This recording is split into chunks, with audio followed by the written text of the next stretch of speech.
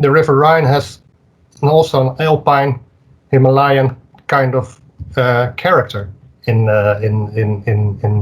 floods and in discharge patterns. Since the origin of the River Rhine is in Switzerland, we have a lot of melting water of snow in the spring. So we have a rather stable supply of water during the day, during the different months in the year.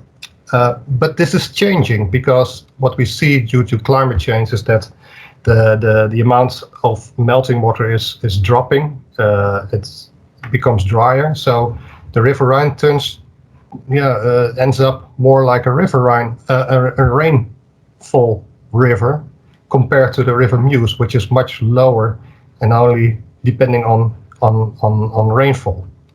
And what we can see from the discharges, the River Rhine has a discharge somewhere between the 1,000 cubic meters and 12,000 cubic meters per second. Peak floods are measured about 15,000 cubic meters per second. It's probably not that much, but still it's quite a big amount. But on average, we have 2,000 cubic meters per second. But in summer periods, it can drop to 1,000, and even a couple of years ago, we had registered only 700 cubic meters per second, which is still quite a reasonable amount. But if you can imagine that we need this river also to prevent the salt intrusion from the sea flowing in, and we have all these agricultural areas using the water, and we use it also for drinking water supply, then 700 cubic meters per second is it's on the low side. The River Meuse is completely different. What we have there is it's a rainfall river, and so we have a lot of it's more or less dominated by rainfall events. And when we have a dry period, the river discharge can drop to about 10 cubic meters per second here. At the southern part, you can probably walk across the river without your feet getting wet if you carefully pick your stones. So this is quite a range where we have low flows. And I see some questions coming in the chat, but I will address them later on the end of the presentation, because otherwise I get mixed up. One of the special things what we have in the Netherlands, also from the old days, when we have the treatment of drinking water, what we use a lot is we have those dune filtration systems. If you take a look into the western part, the coastal zones, we have dunes protecting both the country from the sea, but also providing for an artificial filtration system where we put in pre-treated river water, and then we pass it through the groundwater soil and pump it up a couple of months later for drinking water supply. This is something that happened near the big cities of The Hague and also Haarlem and Amsterdam, and also in the northern part of the Netherlands, where we have huge pumping of pipe systems that put in surface water into the dunes to collect it later and have a treated water for drinking water supply. It's more or less a little bit similar to bank filtration, where you have a river channel flowing, and on the side from a certain distance you have a well, and you distract your river water through the groundwater through the ground, and you get some pre-treated water in your drinking pot. I think this is quite clear, but what is quite unusual, if we take a look especially at the Rotterdam area. This is the harbor of Rotterdam. You see all the different docking docks for ships. So this is an open system. What we have in the Biesbos, this is a nature reserve. We have a lot of reservoirs lying there, because sometimes the river contains not enough water. So we can store water here in reservoirs, and then by pipes we pump them to the treatment plant to provide drinking water. And those reservoirs, they look like this. You can see them, they're quite big, and they can storage for a couple of weeks of drinking water for the Rotterdam area. This is very useful, this system, because sometimes we have those accidental spills or substances flowing into the water that make the drinking water not suitable for consumption. And then we can just let the river pass and wait till the quality of the water is good enough to be a source for drinking water. Now something from Waternet. As mentioned before, I work very closely with Waternet, which is an organization that is responsible for not only the water management in the Amsterdam area, but also in the drinking water supply in Amsterdam area. And there they have more or less the same kind of treatment system what I mentioned before, with using the dunes in the river like dunes. And mainly in Amsterdam they have two big sources of water.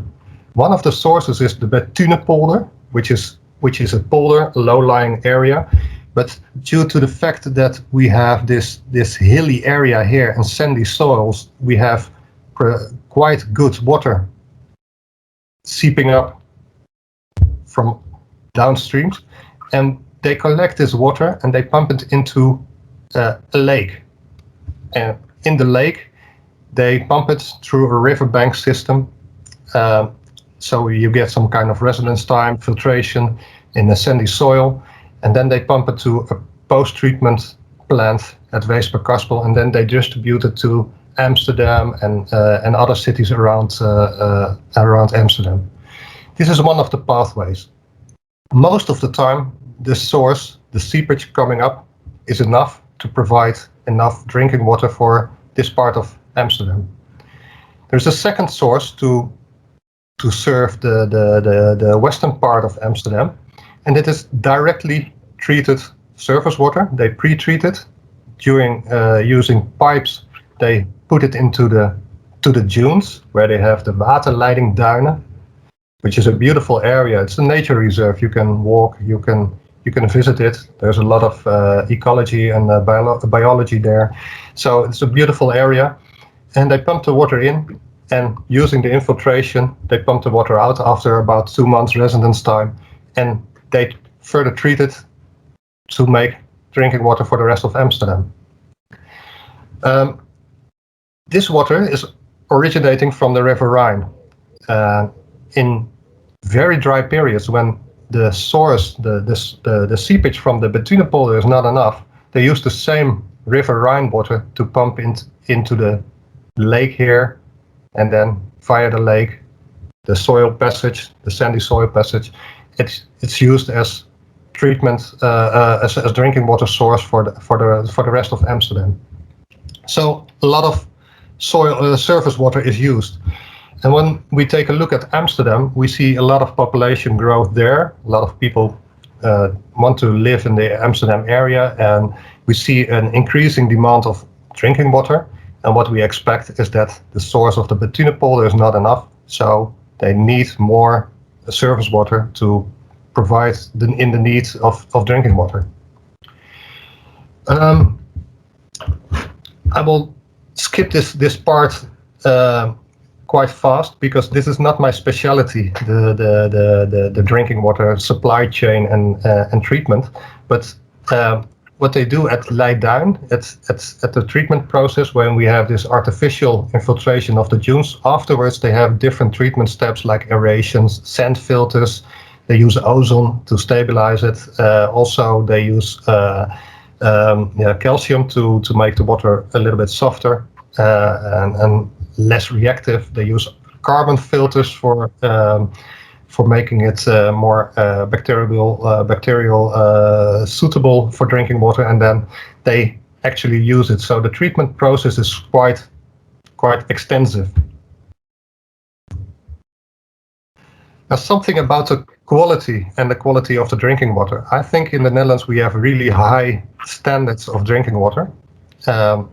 We have from the surface water part as a source, we take a look at the chloride or the salinity standards, it should be less than 150 milligrams per liter, which is in the western part of the Netherlands. Sometimes it can be a problem. Nitrates related to agricultural areas most of the time. Pesticides, which are very persistent and very toxic also for human beings. Levels should be very low. Bacteria, heavy metals, I'm not sure what the exact limits are, but we have quite some standards. And the drinking quality is actually quite good.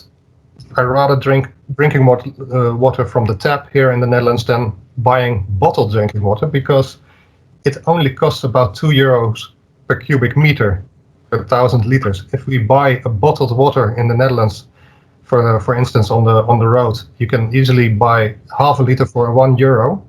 So the drinking water from the tap is quite cheap compared to bottled water. But we have some special attention for different substances in the water, because what we see in the Netherlands, especially, we're taking a close look at pharmaceuticals.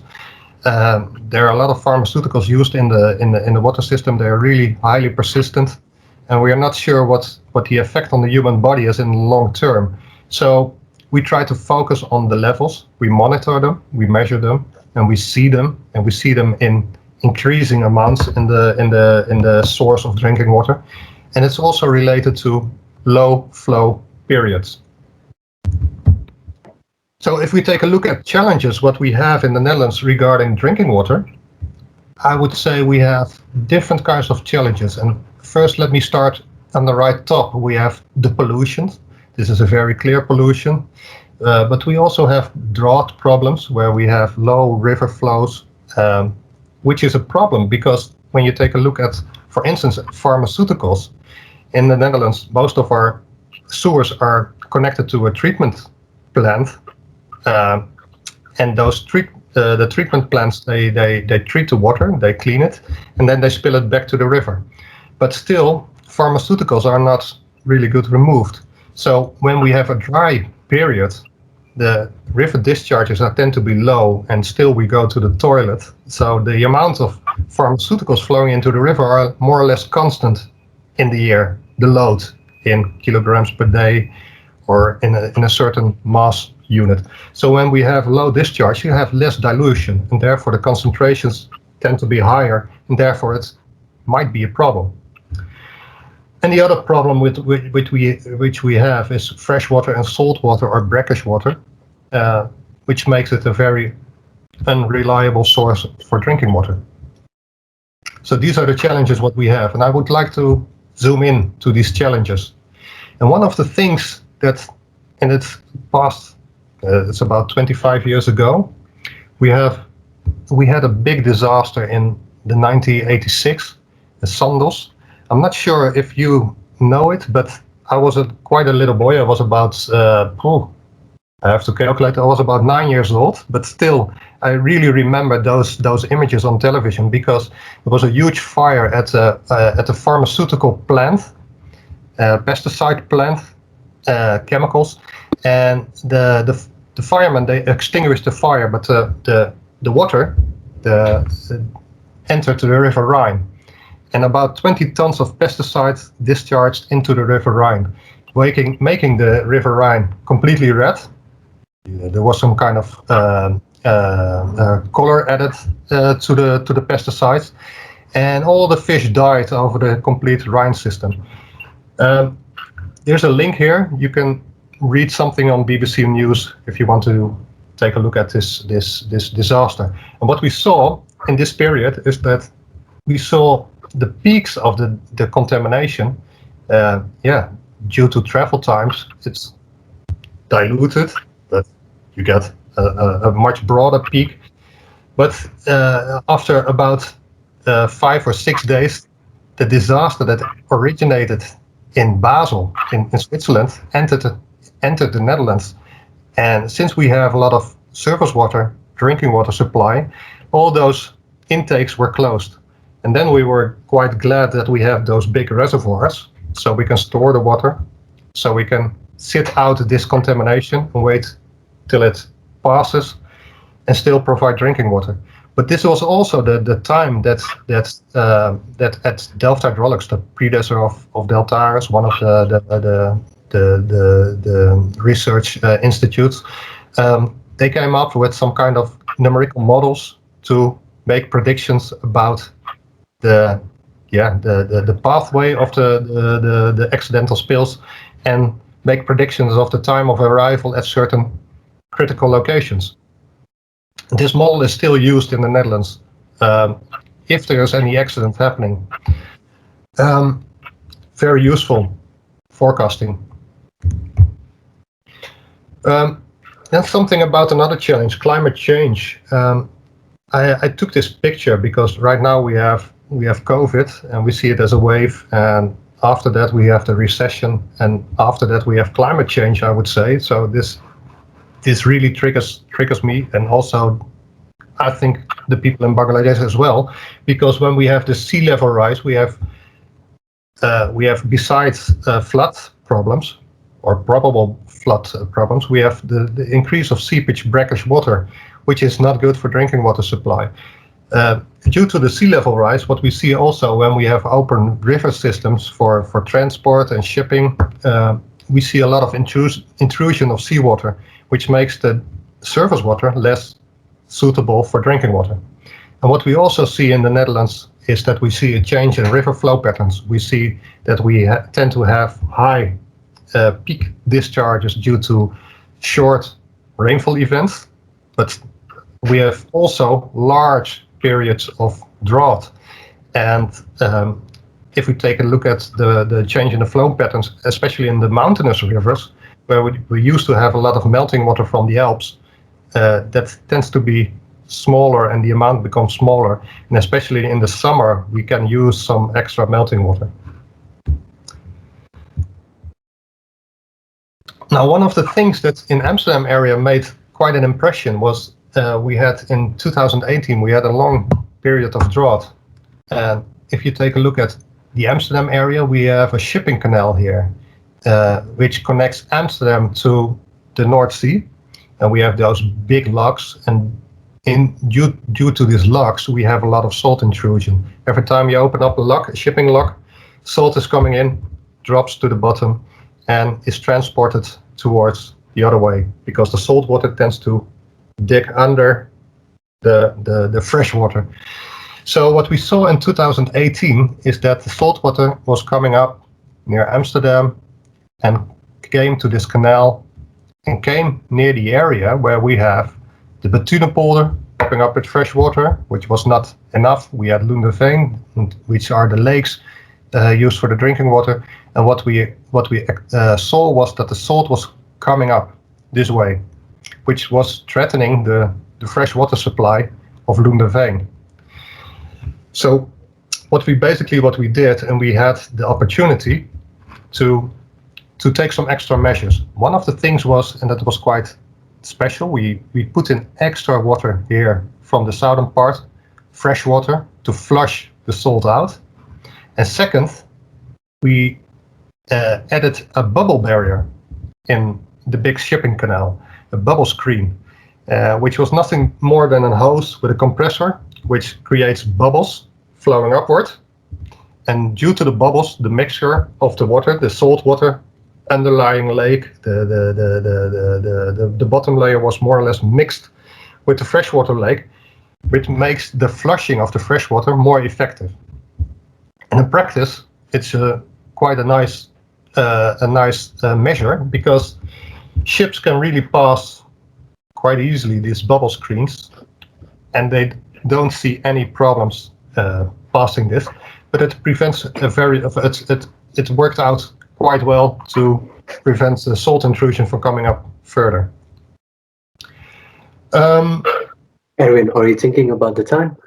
Yes, I'm thinking about the time. Can I have about 4 more minutes? Yeah. I would like to say a little bit more about pharmaceuticals, because pharmaceuticals are one of the problem substances. And I'm sorry, this picture is in Dutch, but yeah, still the lines and the measurements and the model results, they speak as they are, because we're able to to model carbamazepine, which is a beta blocker, in this case a pharmaceutical, heavily used in the Netherlands. And we can see if we have an hydrological model, and a hydrodynamic model, and we know where the wastewater treatment plants are, we can add the amount of carbamazepine spilled into the river system, and we can quite good model and predict the amount of carbamazepine in the surface water. And what we also could do with a model, we can make, and this is the blue case, we can do some climate change scenarios on top of that, and also some social economic changes. The blue line indicates that we have a warm climate change, so we have a couple of degrees in temperature going up.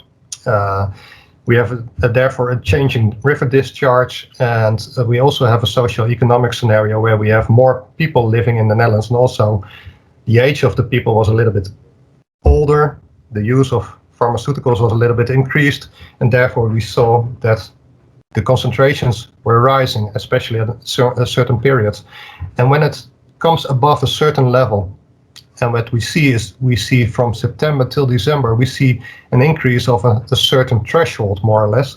And therefore, it might be a problem with the amount of drinking water supply which we have in those reservoirs, if we want to make sure that the drinking water is still suitable.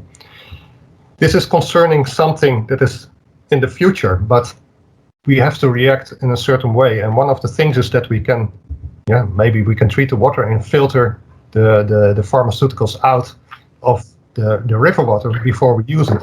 But if you take a look from nature, the pharmaceuticals are also in the river itself. So all organisms in the river itself, they are disturbed by these kind of substances. Which brings me to one of my last slides. These are some pictures where it's also published in Water Resources in a paper. We were also able to see the biggest contributors of the wastewater treatment plants, individual wastewater treatment plants, which are threatening the surface water. So if you take a look, you can also prevent the pharmaceuticals to enter the water by advanced treating on the wastewater treatment plants, instead of taking it out when you want to make drinking water out of it. So this is the things we're dealing with in the Netherlands. I put some list of references, and I'm sure we will share this presentation with you, so you can have some material to take a look at back home. And then thank you, Erwin. Of course.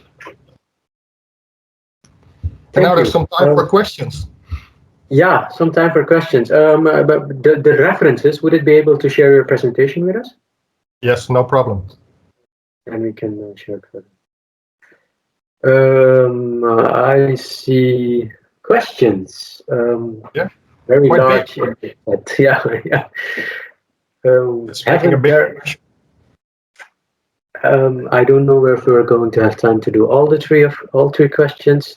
First one: haven't there any other rivers in the Netherlands without Rhine and Meuse? I must say I don't completely understand that question. I think if there are other rivers. Sorry. Yeah, let me go back to this slide. Basically, all the rivers what we have here are from the River Rhine basin, but of course we have those small river basins here in the southern part where we have small catchments, but those are all draining into the River Meuse and the River Rhine basin. So on local scale we have lots and lots of small rivers, but on the larger scale it's more or less it's all the Rhine River, all Rhine water. The Rhine is entering here at Lobit, and then it splits up in different branches like a real delta, but it's considered Rhine water there. So we have a lot of other rivers as well. About 20% of the Netherlands, the total surface of the Netherlands is water, so it's quite large, especially those lakes here in the north, which are fresh water supplies for agricultural use, but also drinking water use. And then we have the second question. What kind of pollutants present in the water? Yeah, all kinds of pollutants, I would say. One of the things that we see pesticides, of course, and herbicides, but maybe you have heard of the PFAS and the PFOAs, which are persistent substances originating from what we have in the Netherlands. We have those coatings to prevent oxidation, or when you have your cooking pans to prevent that stuff will cook and attach to your pan. These kinds of substances are present in the water and are a concern for us because they are highly mobile, highly persistent, and potentially pretty harmful for both ecology but also for human health. So this is the pollutions what we see. The frequency of injection of pollutants from hazards like fire, quite large, I would say. If we take a look at the River Rhine, we see that the drinking water intake is stopped a couple of times per year due to an accidental spill or something that is monitored or observed in the water, which is not belonging to in the water. So they close the gates a couple of times a year. But big fires like we had in the Sandos, they don't occur that often, happily, of course. But there's a lot of monitoring going on, and sometimes the water intake is stopped to prevent it from entering the river water. And due to the system we have, when we have the infiltration in the dunes using the surface water, and we have those big reservoirs where we can stop the intake for a couple of days or a couple of weeks, so we have some supply that makes it very valuable, and also the monitoring and is very useful to prevent and protect the source of the drinking water supply. Good. Erwin, I think there's two or more questions, but could you please answer them? May I ask you to answer them in the chat? Then we'll go to the next one. Yeah. Thank you so much for your time and your valuable input. It was very, very nice to learn, also from my perspective. You're welcome. Okay. Thanks, Erwin.